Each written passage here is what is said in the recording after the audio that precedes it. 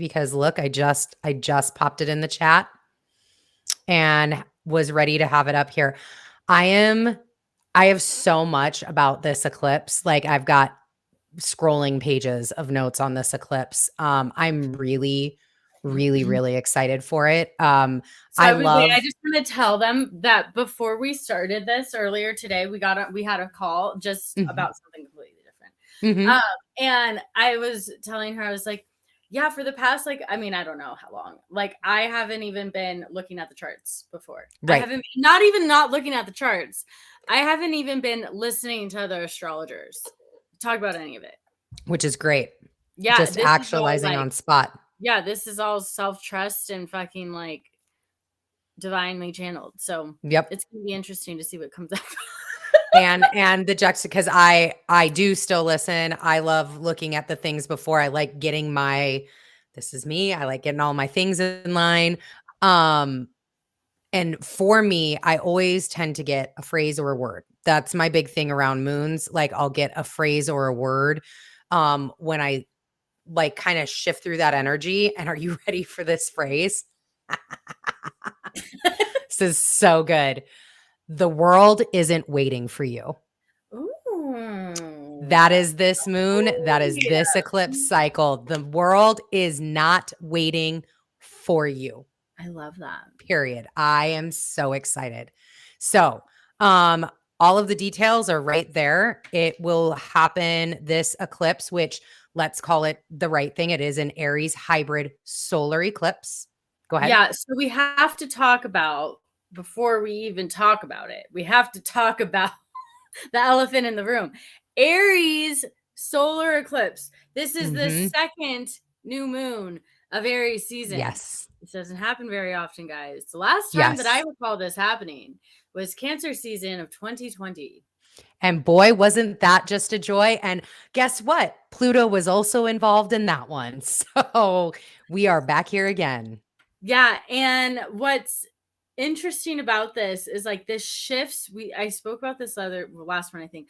This shifts the moons. Yes. So moving forward, we will start in the actual season of Taurus. We'll have its first big moon, whatever, like moon that people pay attention to, because they're all important. But the one that people pay attention to, it will be full, which means we approach or initiate the season with like a letting go energy, and then we end and culminate with new birth. And I feel like it's like, because we have lessons to learn that we have to let go of so that we can materialize, actualize, manifest. You have to create the space. Yeah. And so it's really interesting that it's starting for Taurus season, allowing for how important it's going to be to let go of something, to let go of probably things that are not in alignment with the values that you are going to be figuring out over the weekend. Yep. 100%. And then what I have to say as well, go for it. is also that, so what's super interesting, the sun is still in Aries. The nodes are the node that it's next to is in Taurus. So we have this beautiful conversation going back and forth. And the reason why it's even considered an eclipse is because of the proximity. And as you can tell, this is at 29 degrees, 50 minutes, and the nodes are at 4 degrees, 1 minute. So it's close enough to have the eclipse energy to where we are calling it an eclipse, because as the sun moves and traverses through, it's going to be too far away from the node for it to even to have the conversation that it's going to be having here. And so we're having this dualistic energy, this receptivity energy going back and forth between these two. And then this is going to happen again further down the line in the next eclipse cycle, which is towards the end of the year. So we have 2 every year. We get them in this time and then October, November. And it's going to be, I mean, like, you can't make this shit up, man. You really can't. And the universe is not stupid. God's just nope. Man. It's so great. And we'll bring up I have the chart. We'll bring up the chart here in just a second, but just to kind of give more scientific area around it, like, well, what does the solar eclipse mean, etc. So first of all, this is the first eclipse in an Aries Libra axis since late 2015. So you can kind of like look around, what were you doing in 2015? That was a really long time ago. But this is a start of a conversation. What, we've got a 2-year conversation. Is it 2 or is it 2.5? It's usually about 1.5. 1.5. Okay. I thought for some reason it was a little longer this time. It's a little longer because this is the nodes are not in Aries and Libra yet. Gotcha. Okay. So the other thing about this is we are going from fixed to cardinal, which is another initiation. But we have to acknowledge that this isn't actually, this is not this is still a Taurus ruled energy. Yes, it's Aries, but the nodes are not here yet. They're not there. This is the start. It's the start of rolling. No, it's and not. As we, it's the start of, it's the initial eclipse season, but we're not in the Aries. I have to disagree. We're not like in Aries. We're not in the Aries North node. Yep. Totally understand that. Okay. So for me, when I look at eclipse season, this is the start of the change. I'm going to call it the changing of the guard, right? Okay. We are initiating into a new year of eclipses. And white nails, did you get pink and white on your nails? No, they are lime green. I had to get the green because it's Taurus season. But either way, you got French. I did. Oh my God. Sorry, guys. Not sorry. No, look, thank you for acknowledging. My Venus is very happy. Thank you. So as we go through this changing of the guard, we have this little bit of a back and forth between the Aries Libra axis and the Scorpio Taurus axis, which it's this little give, little take, we get little tastes, we go, and then all of a sudden, boom, we settle. That's how I always look at eclipse season starting. I am always in that mode of we are changing into something here, especially in this year. And solar eclipses are new moons, just so that way everybody has that little level set. And from the scientific perspective, a solar eclipse is when the moon passes between the earth and the sun, therefore either totally or partially obscuring the sun from our position on earth when we are looking up. This is a hybrid solar eclipse, which is a more rare type of eclipse, which just means is as this happens, the appearance of the moon's shadow changes and it moves across the Earth's surface. So it doesn't exactly look like a full eclipse. Well, the hybrid is also referring to the fact that Taurus, the nodes are in Taurus and Scorpio. In one sign. Exactly. Yeah. Yep. It will be visible in Indonesia and Australia. I know you're like, I don't care about the science. I'm like, let me get the science Taurus energy activated. Right? Let me get the science in. Taurus activated. So we won't see this at all. In fact, we actually don't see these eclipses. The United States will be very heavy into the eclipse sightings when it gets towards the end of the year and into 2024. In fact, I am really excited to see what that looks like, but we'll get there because Texas is highly activated in those eclipses. And they always come in pairs. So we always have eclipse season starting. They come in twos. When we go towards the end of the year, they'll come in twos. So the next one is a lunar eclipse in Scorpio, going back to what you were saying, kind of that, again, that changing of the guard. So that is just kind of that lunar science background. Scorpio, that means moon. That means the sun is going to be in Libra, and then the nodes are going to be in Aries and Libra, and the moon is going to be in Scorpio. Mm-hmm. It's gonna be so no. I'm just like, it's just so fucking interesting. It's gonna be great, and that's gonna be on May 5th. Mm-hmm. Yeah, it's gonna be very interesting. All right, let me pull up this chart. That's whatever I just said is wrong. Don't delete that from your brain, guys. Just this round part right here. All right. I went straight So- into like Libra season. My brain went like, I was fast like, I forward. know you're gonna get there. All right, let me we got to do green because we're in Taurus season. All right. So where do you want me? I'll highlight, you talk. I don't see this chart yet. We don't see the chart.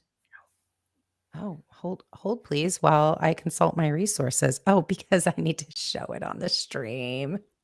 Can you Let me delete go the ahead bottom? and yep. Can I hide that? How's that? We there? Yep. Boom. All right. So All right. where would you like me to draw? The sun and the moon. Okay. Over Those here, are right here. on the right hand side, 29 degrees, 50 minutes. Beautiful of Aries. I mean, okay, so Aries energy, let's not forget this cardinal fire, this like there's just so much authenticity, there's so much individuality, motivation, drive, like passion, like fire. Hopefully by now you've really realized in this energy like how to sustain your flame, like, and not let it go out. Again, it's a great weekend to, and from now until then, to really, what are you going to do to sustain it, because it's going to be needed as we move through the year. And when I mean, okay, so first of all, yes, conjunct the North Node is right there at 4 degrees in the red, and it's red. Oh, that is not what there we go. That's the North Node. There we go. And that is our destiny. It's what we're moving towards. Like, well, literally the sun and the moon, but it's what we're moving towards in this energy. And that North Node really has just been, again, really cementing in our values and making sure that what we are moving into is moving us into in alignment with our values. And in the process, we have the South Node over here, Lone Ranger, which is right here, by himself, which is totally fine. In Scorpio, I mean, it's fine because it is. I mean, the whole second half, right, is just like this whole piece is empty.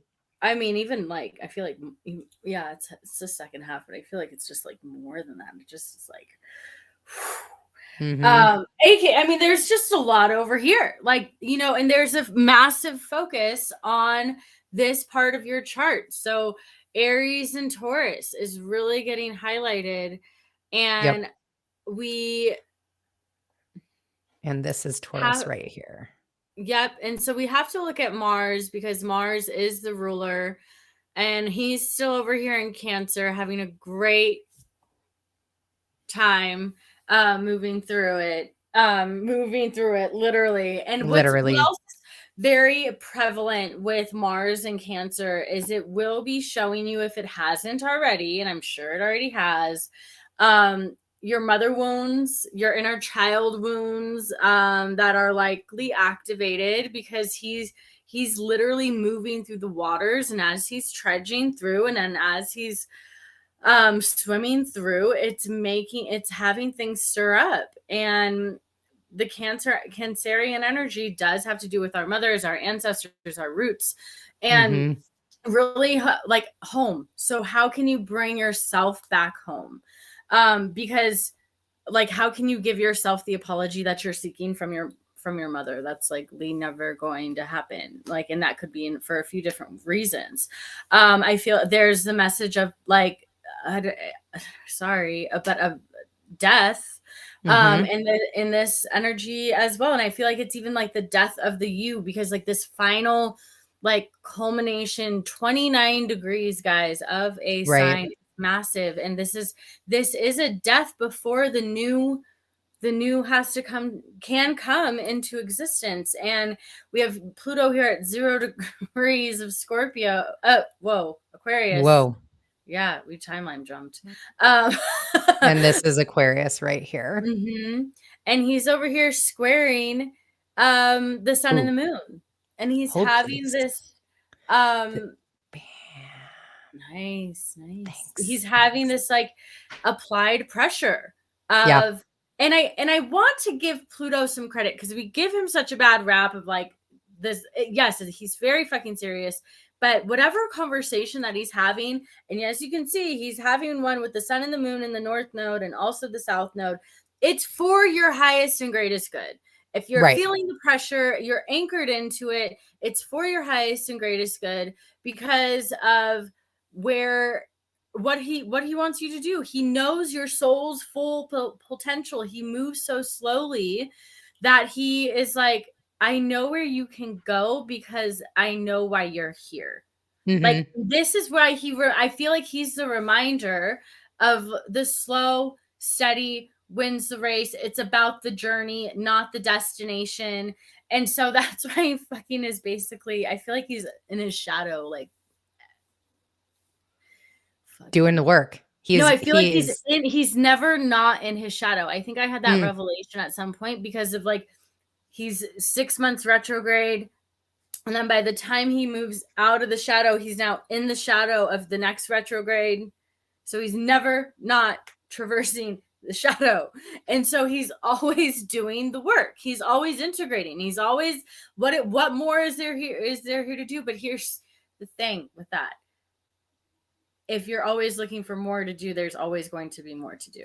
And so when you allow yourself to settle into the knowingness of who you are, Aries, you can calm the like chaos that could be occurring, because I feel like there's so much noise, like especially with Pluto and Aquarius, that Aquarian energy. There's so much noise from different artificial intelligence and other people and just coming in. The input of information of whatever you're looking for, it's I mean, there. even this is noisy too. Like all of Yeah. this is very noisy. This Yeah. is very noisy.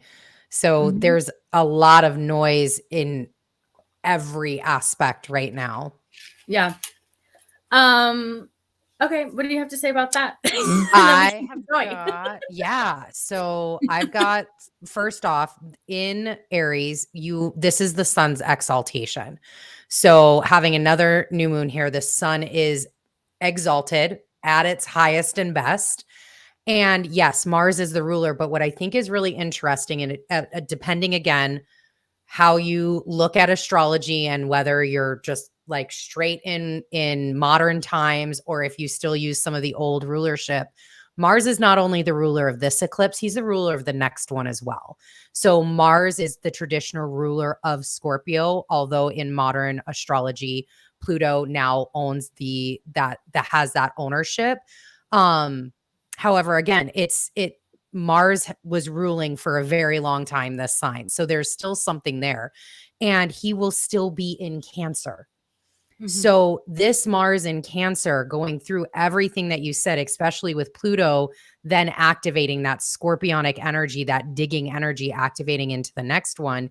It's really like Mars is doing a lot in Cancer, and it's almost so subtle. Sometimes I'm like, am I missing something?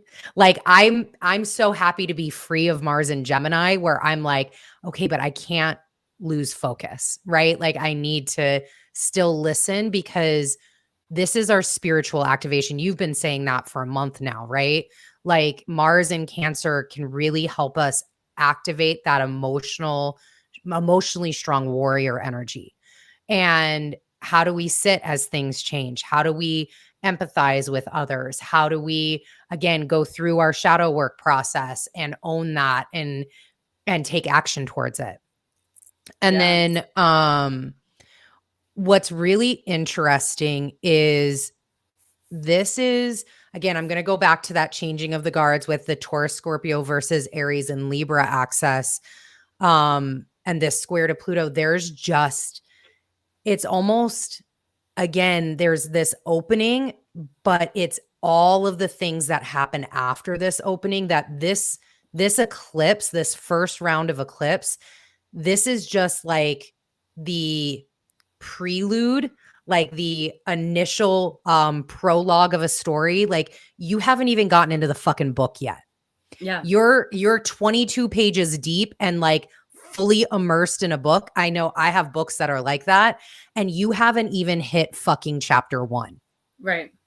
You're still getting into it. And this Taurus Scorpio versus Aries Libra. So there's something here with power and financial and those that actually rule. And what I mean by that is in the Taurus and Scorpio axis, what we saw a lot happen through these eclipses over the last year and everything is the changing of power and financial money being moved around somewhere, right? Even, and then obviously we had Uranus to thank a lot for that too.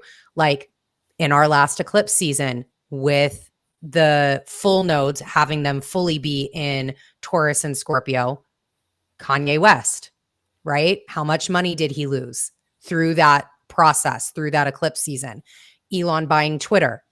That is a position of power. That is a change of power, but it costs a lot of money to do so. Yeah. And go ahead. Nope. Well, I see things.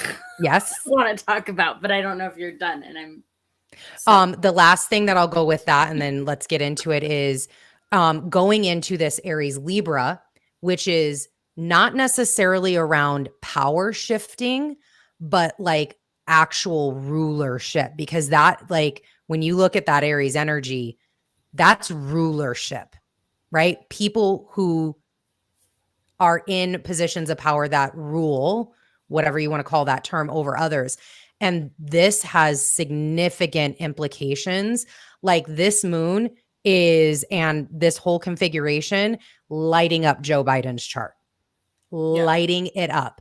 It has implications in the US Sibley chart. It has implications for other charts of like, and we're talking nation charts. So it's going to be this really interesting, again, prologue to a longer story that is going to continue through this year and next year. Yeah. What do you see? Tell me what those eyes see. Yeah. Okay. So we have to talk about Saturn, and then Mars is square to Chiron. Let's talk about that first. It's a little less dynamic. Okay.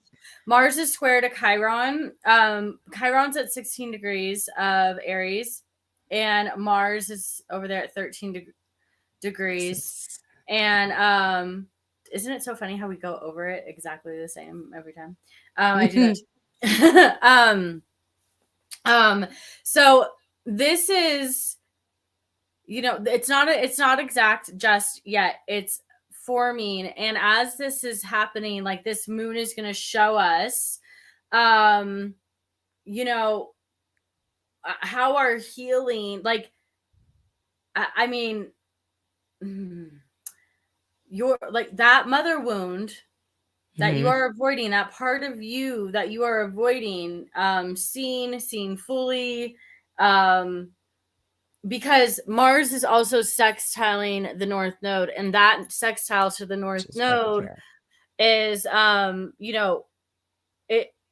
it's this reminder of you have to heal to move, like especially like this, and because as well, excuse me, my brain, my eyes, it's not the North Node, that's Mercury. Pardon, that's Mercury. That's Mercury. My apologies, everyone. Whoa, how many times I'm gonna say sorry? But we're gonna talk about the North Node in a second, so it's fine. Okay. There we go.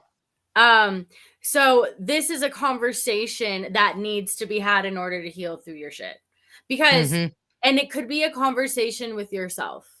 It could be an apology to yourself, because Chiron and Aries has actually been helping us be able to apologize and to forgive and to like move the ego, like humble thyself, ground into, okay, taking accountability, accepting responsibility, owning where you could have been at fault. Maybe not only owning the entire thing, but like hey, I did play a part in this. Mm-hmm. And not to make you wrong, me right, you wrong, but I acknowledge where I could have done better, been better. And I see how that hurt you. I see how, having this bigger conversation of this evolved, matured, like, we've Mars. gone around the zodiac fucking wheel since the time of existence, whenever the fuck that was. So we have, and our soul has this knowingness of like, we know how to be better. We know how to do better. We know how to be good humans. Like, and with Chiron sitting, he's not really fucking moving much all year. Like, he's not doing much traversing. And he's in the middle of this. He's in the middle of Aries of like, really, like, there's something here. The 16-degree energy of a lot of signs, or a lot of, like, there's been a lot of 16 degrees. There's been a lot of 16-degree moons. That this Chiron is now at the place where this last full moon was. So he's now revisiting the conversation that we just had, 2 days ago, last night, whatever the fuck you want to call it. And now Mars is over here like, okay, so what do I have to do with this? Like, what do I need to do now? How do I stay in that emotional maturity? Yeah, because Mars in the last moon, you guys can go back and watch that one, or in the full moon, just had that massive conversation with Saturn. And now here's Saturn, which is right here. Hold on, let me. Right here. And he's over here Saturn sextiling the North Node, squaring the South Node. Further cementing in what we learned in this last full moon just a couple days ago. He's trining. Thank you. Fucking smoke. Trining. Thank you. So this is beautiful. He's fully supporting the growth. He's fully supporting this conversation. He's reminding us of, hey, there's something here to look at. There's some seriousness aspect here. You have, what are you doing? I'm deleting the things so that way people can see where we're at. You're fine. Keep going. It's fine. Leave it. Just keep highlighting. Highlight over. No, yeah. We gotta train them. This is how we read charts, and it becomes so beautiful and colorful. And then it's like, oh, look at that. So when we have this like beautiful conversation between our past and our future, and the reminder of you have to do the work you have to do to get there. Yeah, the work you have to do to get there, and and you have to heal your past in order to grow through it.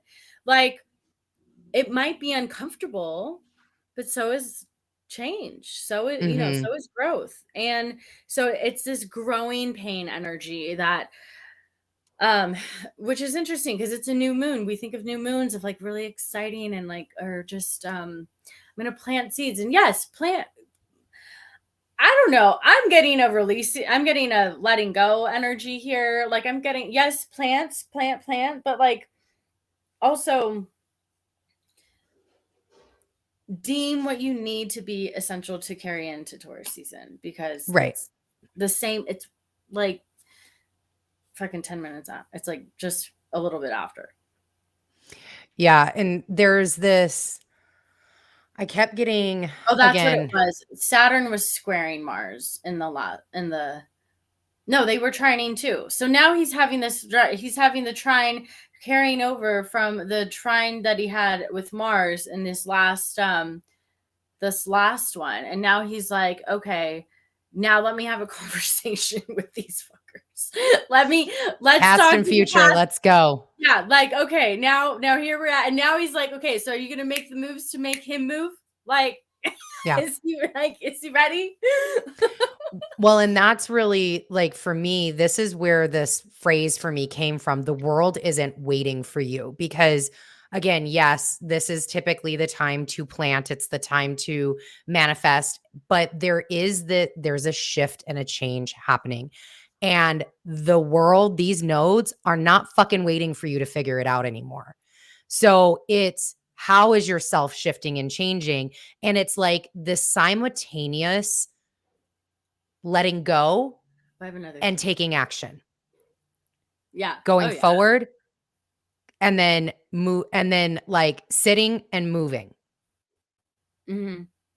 And it's quick. Like that's the other thing is everything about this eclipse is incredibly quick to me. Like it's fast because you immediately have this, immediately the sun drops into Taurus, immediately, or I'm sorry, excuse me, moon first. Moon drops into Taurus, sun drops into Taurus, and then Mercury goes, it's like there are things happening.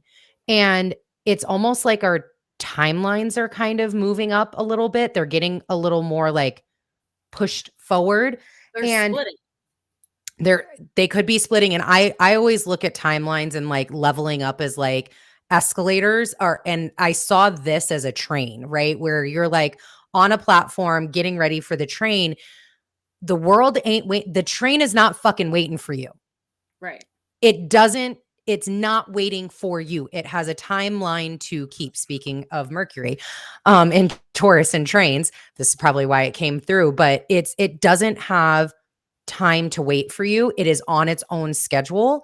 And so if you are standing on that platform trying to figure your shit out, or what am I going to do? Oh my God, I'm not really sure what, and the train doors are going to close. You will not be able to get them open. The train is going to go.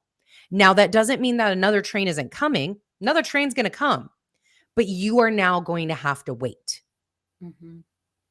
So it's this like, you got to be snappy. You got to decide to get on that train quickly. If Yeah. that's your train, if that's the one that you want to go for, you got to get on. And so it is this simultaneous like release and action all at the same time. Yeah, and I think there's also something here with the fact the sun and the moon, 29 degrees, 50 minutes. That's, the nodes do move backwards. So when the North Node enters into Aries, it will be energizing this point. And so again, be very intentional. Like this Yeah. is cementing in something that will be happening like further in July when the nodes do come into this space. And so, when we're thinking about this as well, I actually love how long Chiron is taking here, because there's a seriousness in the healing process of our sense of self, and by us healing who we like our healing, and yet at the same time fully embodying our power and our personal power, because we're healing from our traumas, from whatever that looks like. We are now having the North Node here, like blessing us with like, just, it's going to be very evident of how much work you've done over these last, like, I mean, I'm going to call it since 2019 when Chiron first moved into Aries, because yes, the nodes like what, but like I think that's really where this has like really been initiated. We move from that disempowered victimhood of Pisces to like me to whoa, yes, me, but like also you. Right. And then I feel like it's like really beautiful. The South Node in Libra, like healing our people pleasing tendencies, the manipulative aspects of Libra, the judgmental aspects of Libra. Like Libra, yes, it's like the it's the only like sign that's represented by like something that's not, doesn't have a heart, right? It doesn't, what's interesting is that it's basically the judge of the heart. Right. And it's like, but fucking Libra is like a very judgmental sign, because it's like, well, who are you to try to tell me otherwise? It's the scales, it's justice, and you, in order to deem what justice is, you have to like decide right versus wrong, and maybe you actually just get to be the scale instead of having to be because when you're the scale, you actually embody the non-duality of it. And I think that's actually where Libra has power, because the dualistic thing of, it's not right versus wrong, like this whole fucking all Mhm. this shit going on in the world, like not like just like the healing world, I guess, but like when you look at different other modalities of what healing is and how to like work through your shit, the actual true essence of things isn't dualistic. It's that Mhm. we're all, and which goes back to sense of self and back to Aries. And this is that access I always get, like, what are you here to contribute as who you really are, Aries, right? And into the collective, into the relationships that you have, into the relationship with the world, into all of those Libra things, right? And are you almost back to that scales of, you know, maybe some ways that this is just coming in right now, maybe some ways that those scales are balanced is getting into who you really are and standing in your personal power, getting that self-sovereignty and growing and developing in that way. That helps you balance out the scales within yourself, within what you're doing for the world, within all of the things. Again, it always goes back to this, like, it really is all about you and nothing about you all at the same time. And And that's I what carries weight. Yes, exactly. The other thing I will say, just because this is I'm really, again, eclipses are never, they're not like the moon where the energy comes and goes, right? Like, okay, we got like 2 days before, 2 days after. It's we got seasons. We Yeah. got seasons of this. Yeah. And I am really feeling like, expect things to be, this is what I was really feeling into, is whatever being is for you right now, whether that's extreme chaos, extreme change, extreme harmony, extreme whatever it is, whatever your state of being is at this moment, like, this is going to be here until at least the second half of May, right? We've got to get Taurus in, or we've got to get Jupiter into Taurus. We've got to get through this second eclipse. We've like there, whatever this energy is opening, simultaneously opening, whatever train you're getting on, whatever 14 trains are coming, maybe the doors only open in 1 second and then they close and go. That is all going to be here before it finally settles later on in May. Mm-hmm. So there is still this, like, hold on for the ride type of energy going on. Yeah.